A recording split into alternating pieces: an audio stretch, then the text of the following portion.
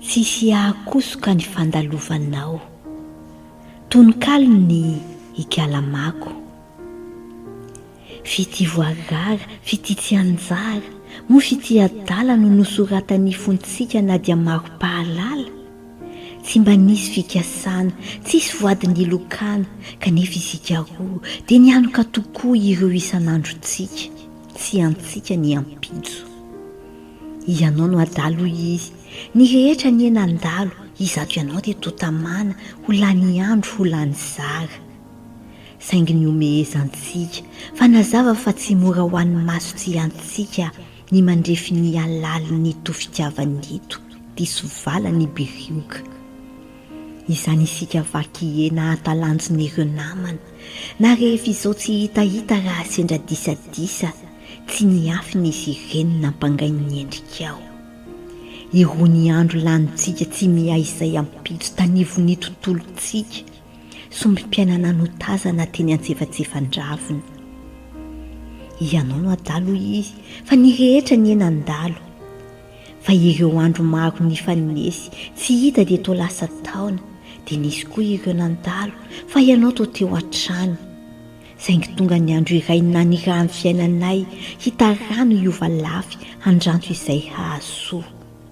Taona firy no voadia?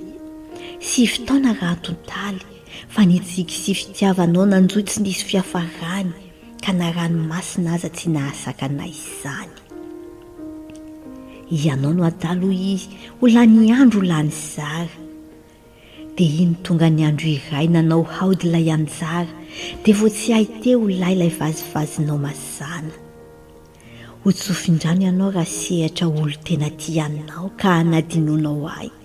F'izay rehetra hatramizao tsy nahovoka niatrika ny fitomban-dahinao. Dia tananao ny teninao, izay no nahianao anao, tsy nahafoizako anao. Taona maro aty aoriana, impiry ao nanontany tena, moa tsapa ny vare, fa sambatra ho araka ny faniriny, manan'olo tisitiana. Impiry ao nanontany tena, manahoana lahy anao, nandritra izay 12 taona tsy nahenoko vaovao. Kanjo, vao tsy ela kory izay, nofiko namangy anao toy ny tamin'ny fahizay. Nofiko ianao nandroso, nipetraka nanoloana ahy. Relanitro, ilay tsikinao, ilay nahababo ahy, io mamiratra ny loko. Mitsiky koa ny masonao mibanjinay. Fa iray minitra fotsiny ihany dia nivadika ilay nofy. Fa ny hazavany endrikao tena tsy afaka himasoko noho ny iny ao ny fo. Misy zavatra ny ambara angamba ho iao miteny rery, mahatsiaro avy izy sa sao sanatria velo. Sofa nisy fandrosoana, ka izay mitovy anarana aminao dia nokatsahiko avokoa. Nidobodoboka ny fokin'izao, tojo anarana sy endrika tsisy hafa aminao. Dia hoy indray aho anakam-po, moa izao nalahitrao satria efa fantatrao fa tsy hiverin-dalanao. Dia natoniko hatsavaina, moa ve izy ny ahiahy? Asa re, eny angamba. Dia toa azoko an-tsaina fa izay ianao izay, lokoloky ny indray mahita ahy misaisay. Kanjo inizay tokoa ilay nahiko, ilay endrikao nazava loatra, hay ianao any ankoatra, izay ny valy ny fanontaniako. Indriso izy, tsy eto intsony izy, na dia satriko aza, satria haiko fa hahafaly azy, raha ho tantaraiko aminy izao resantsika izao. Raha mba fantatrao.